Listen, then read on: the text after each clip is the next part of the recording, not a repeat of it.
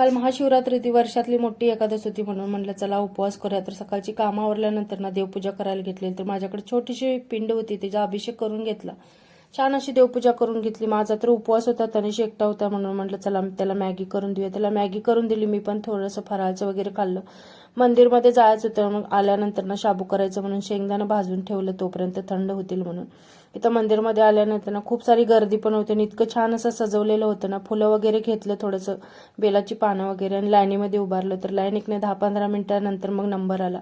इतकं छान सजवलेलं होतं ना, तर मस्त असं छान दर्शन झालं. आणि त्याच्यानंतर ना मग इथे शाबूचा प्रसाद ठेवलेला होता त्यांनी, ते घेतला. आणि घरी येताना तनिषला आईस्क्रीम खायचं होतं म्हणून म्हटलं चला आईस्क्रीम पण घेऊया आणि त्याच्याबरोबर मला मसाला ताक पण घेऊया. तर ते घेऊन घरी आलो.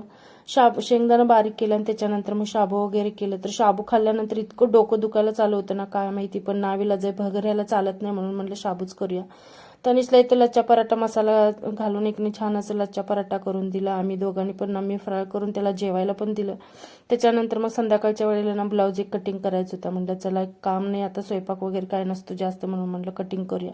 ब्लाऊज कटिंग करून घेतला आणि संध्याकाळच्या वेळेला परत तनिषला चपाती बनवून दिलेली होती. त्याने त्या चपातीवरती इतकं काही सारं मिक्स केलेलं होतं ना.